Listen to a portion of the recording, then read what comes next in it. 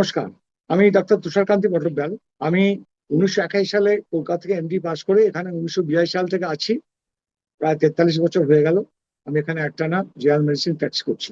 আজকে আমি আপনাদের কাছে কাশি নিয়ে কিছু বলবো বলে বসেছি। কাশি, আপনারা দেখছেন আমার স্লাইডটা দেখানো যাচ্ছে কি? কাশি আমার একটা সমস্যা, যেটা আমাদের আবাল বৃদ্ধ বনিতা সকলেই এই কাশিতে ভোগেন।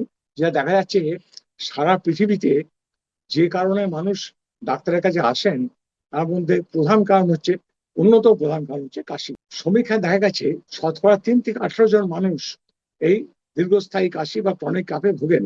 কাশি কিন্তু একটি রক্ষণাত্মক রিফ্লেক্স।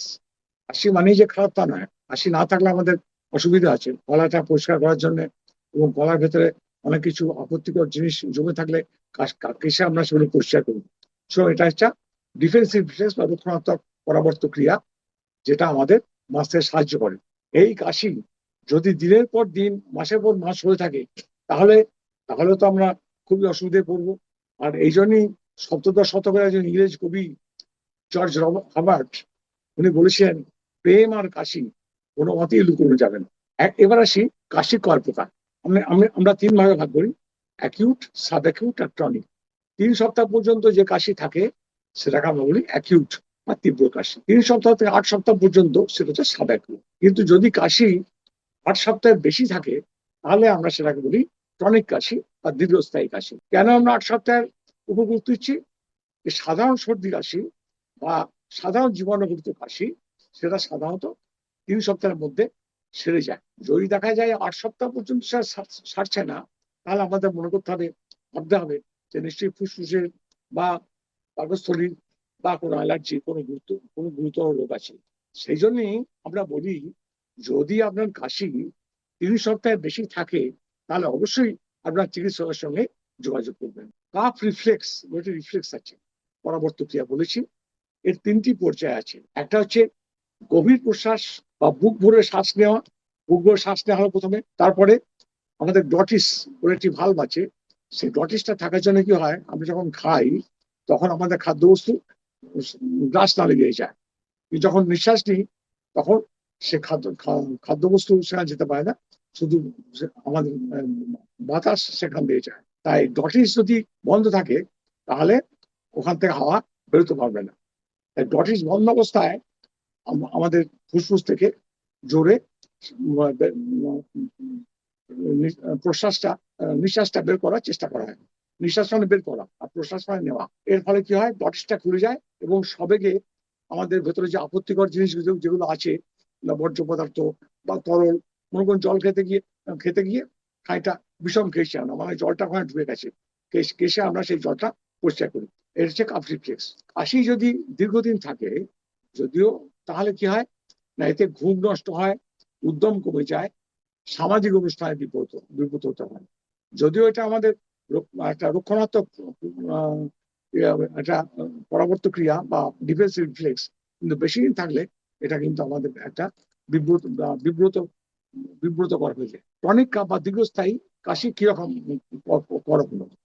প্রথমটি হচ্ছে সিমটোম্যাটিক ক্রনিক কাফ, যেটা হচ্ছে ভেতরে যে রোগ আছে তার উপসর্গ বিশেষ। যদি ভেতরে রোগটা সারানো যায়, তাহলে কাশিও সারবে। আর এটা হচ্ছে রিফ্র্যাক্টরি ক্রনিক কাফ, যেটা কিন্তু সারানো খুব শক্ত, তার কারণ তার ঠিক সবসময় কারণও পাওয়া যায় না। ক্রনিক কাফ বা কাশির, এই যে দীর্ঘস্থায়ী কাশির কি কারণ বেশি দেখা যায়, সেটা হচ্ছে পোস্ট নেসাল ড্রিপ, তারপরে আসছে হাঁপানি বা অ্যাজমা, তারপরে আছে অ্যাসিড রিফ্লাক্স ফ্রম স্টমাক থেকে যদি অ্যাসিড উঠে আসে। প্রথমটা বলি, সবথেকে কমনেস্ট এটা পোস্ট নেসাল ড্রিপ। এতে কি হয়, নাকের ভিতর থেকে মিউকাসটা, আমরা যখন শুই, যখন মনে করছি তো শুয়ে আছি, তখন সেখান থেকে নাকের ভেতরে যে মিউকাসটা গলবিল বা ফ্যারিংসের পিছনে গিয়ে, ফ্যারিংসের সামনে গিয়ে পড়ে এবং সেটাকে ইরিটেট করার ফলে কি হয়, কাশি হয়। এর সঙ্গে এটাকে বলা হয় পোস্ট নেসাল ড্রিপ। এর সঙ্গে দেখা যায় নাক বুঝে আছে বা নাক দিয়ে জল ঝরছে, সবসময় একটা গলাটা খুশফুস করছে এবং সবসময় একটা কাশির টেন্ডেন্সি, প্রবণতা দেখা যায়। তারপর দ্বিতীয় কারণ হচ্ছে অ্যাজমা বা হাঁপানি। এটা হচ্ছে বাচ্চাদের কাশির সবথেকে কম সাধারণ কারণ, আর বড়দের কাশির দ্বিতীয় কারণ। প্রথমটা পোস্ট নেসাল ড্রিপ, তারপর হচ্ছে হাঁপানি। আবার অনেক হাঁপানি দেখা যায় তাদের হাঁপ হয় না, শুধু তাদের লক্ষণটা হচ্ছে কাশি, তাকে বলা হচ্ছে কাফ ভ্যারিয়েন্ট অ্যাজমা। এই কাশিটা, অ্যাজমাটিক কাশি, এটা আবার ঋতু কোনো কোনো ঋতুতে বেশি বাড়ে, যেমন শীতকাল বা বর্ষাকালে বেশি হয় দেখা যায়। তার কারণ হয়তো ধুলো, ধোঁয়া, ঠান্ডা এবং বিভিন্ন ফুলের পরাগ, সেগুলো এটাকে মানে ইয়ে করতে পারে বা বাড়িয়ে দিতে পারে। এবার 3 নম্বর আসি, অ্যাসিড রিফ্লাক্স বা গ্যাস্ট্রোইসোফেজিয়াল রিফ্লাক্স ডিজিজ, যেটা জিইআরডি বলা হয়। এটা কি হয়, স্টমাকের অ্যাসিড যদি ওপর দিকে আমাদের খাদ্যনালীতে চলে যায়, তাহলে কি হয়, তখন সেটা আরো উপরে গিয়ে আমাদের যে ল্যারিংস বা ট্র্যাকিয়া বা শ্বাসনালীকে ইরিটেট করে এবং তার ফলে কাশি হতে পারে। এর সঙ্গে সঙ্গে আমরা দেখতে পারি যে বুক জ্বালা করছে বা টক ঢেকুর উঠছে। হ্যাঁ, এবং এতে ক্ষেত্রে অনেক সময় দেখা যায় যে কাশিটাই হচ্ছে প্রথম সিমটম, কিন্তু ভালো করে এক্সামিন করলে তখন পাওয়া যাবে যে এর পেটে, ওনার পেটে একটা ঘা আছে। এবারে বলছি দীর্ঘস্থায়ী কাশির আর কি কারণ থাকতে পারে। প্রতিনিধি বললাম মুখ্য কারণ, আর যে কারণ হচ্ছে রেসপিরেটরি ইনফেকশন বা শ্বাসনালী বা ফুসফুসের সংক্রমণ। আর কিছু ওষুধের পার্শ্ব প্রতিক্রিয়া, যেমন ধরুন এসি ইনহিবিটর বা বিটা ব্লকার। বিটা ব্লকার এগুলো আমরা হার্টের রোগে চিকিৎসার ব্যবস্থা করি প্রেশারের জন্য, তা সেই ওষুধগুলো হতে পারে। ক্রনিক ব্রঙ্কাইটিস, যারা বেশি ধূমপান করেন তাদের এই রোগটি হয় এবং তারা আসেন, তাদেরকে স্মোকার্স কাফ, ধূমপায়ীদের কাশি। লাং ক্যান্সার, ফুসফুসে ক্যান্সার। ইউসোনোফিলিয়া, ইউসোনোফিলিক ব্রঙ্কাইটিস, সেখানেও কাশি হতে পারে। ব্রঙ্কেটিসিস, সেখানেও কাশি হতে হবে। এবং প্লুরিসি, জানেন টিউবারকুলোসিস হয় বিশেষ করে, প্লুরিসি আমাদের দেশের কমিউনিস্ট পাবেন, সেটা একটা, সেটাও কাশি। এবারে ডায়াগনোসিসের প্রশ্ন আসে। আপনি যখন আমরা ডাক্তার কাছে যাবেন, তিনি কি জিজ্ঞেস করবেন যে কাশি কখন শুরু হলো, এর সঙ্গে কি স্ট্রেস আছে, মিউকাস যদি থাকে তার রংটা কেমন, কাঁচের বড় সাদা না হলুদ না সবুজ। যদি কাঁচের বড় হয় তাহলে বুঝতে ইনফেকশন নেই, যদি হলুদ বা সবুজ হয় তাহলে বুঝতে হবে এর ভিতরে ইনফেকশন বা সংক্রমণ রয়েছে। তারপর আমাদের জিজ্ঞেস করতে হবে কি করলে এটা বাড়ে, খাওয়া করলে বাড়ে, না ঠান্ডা হওয়া লাগলে বাড়ে, অথবা শোয়ার পর বাড়ে। এর সঙ্গে আর কোনো উপসর্গ আছে কিনা, বুক জ্বালা, বদহজম অথবা ঢোক গিলতে কষ্ট হওয়া, এগুলো জানতে হবে আমাদের।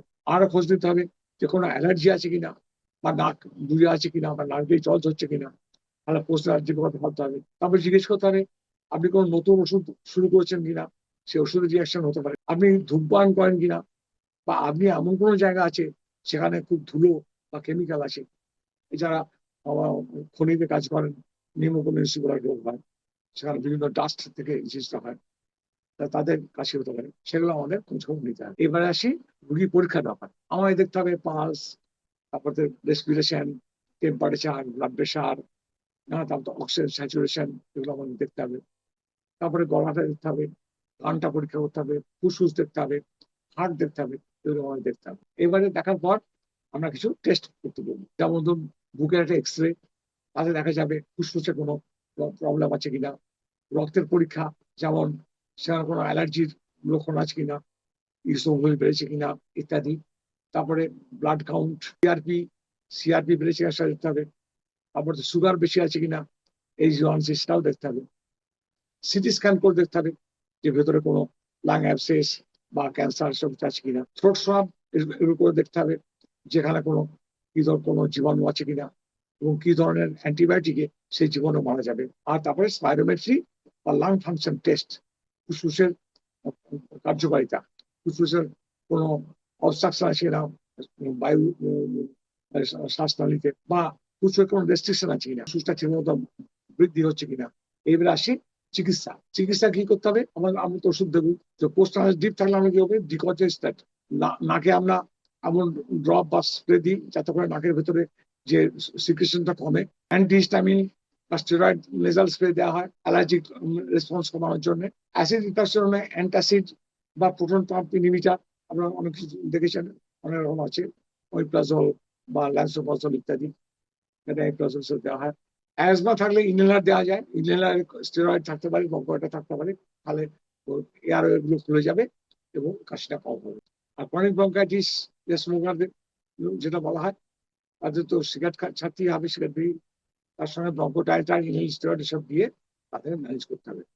যদি দেখা যায় যে ব্যাকটেরিয়াল ইনফেকশন আছে, তাহলে অ্যান্টিবায়োটিক দিতে হবে। আর কি করতে হবে, স্পিচ থেরাপি। আপনারা অবাক হচ্ছেন, কিন্তু স্পিচ থেরাপি যদি করা যায়, তাহলে স্পিচ থেরাপিস্টটা আমাদের রোগীদের শেখাবেন যে কি করে ব্রিদিং টাইম, শ্বাস প্রশ্বাসকে কন্ট্রোল করতে হয় এবং কাফ রিফ্লেক্সকে কিভাবে দমন করতে হয়। এই স্পিচ থেরাপি অনেক সময় খুব এফেক্টিভ হয়। তার সঙ্গে কাপ সাপ্রেশান্ট বিভিন্ন রকম আছে, gabapentin, narcotic cough syrup medication, এসব দেওয়া যেতে পারে। কিন্তু এইগুলো দেওয়া একটু মুশকিল আছে। এগুলো যে পেশেন্ট খাওয়া হয় তাহলে হ্যাবিট ফর্মিং হতে পারে।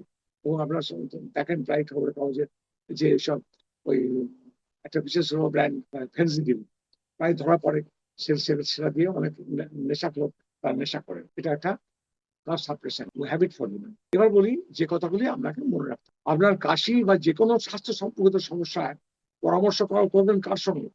না, আপনার বন্ধু, আপনার আত্মীয় বা আপনার প্রতিবেশী সবার নয়। আপনার সব থেকে বড় বন্ধু হচ্ছেন আপনার পারিবারিক চিকিৎসক। আপনার কাছে হলে আপনি তার সঙ্গে কথা বলবেন। যদি আপনার কাছে 3 সপ্তাহ বেশি দিন থাকে তাহলে অবশ্যই আপনার চিকিৎসকের পরামর্শ নেবেন। আপনার কাশির কারণ জানতে পারাটাই আপনার রোগ নিরাময় এবং সুখ শান্তি ফিরে পাবার প্রথম ধাপ। আপনি যদি আজ আপনার শরীরে যত্ন নেন তাহলে কাল আপনি আর বড় সমস্যায় পড়বেন না। সুস্থ থাকুন, চোখ কান খোলা রাখুন, স্বাস্থ্য বিষয়ক খবর জানার চেষ্টা করুন এবং এই বিষয়ে আলোচনায় যোগ দিয়ে থাকুন। সবশেষে একটা কথা বলবো, stitch in time saves nine. রোগ যখন অল্প, সেই সময় যদি আপনি যত্ন নেন তাহলে আপনাকে পরবর্তীকালে বেশি কষ্ট পেতে হবে না। আচ্ছা, নমস্কার, ভালো থাকবেন সবাই, ধন্যবাদ।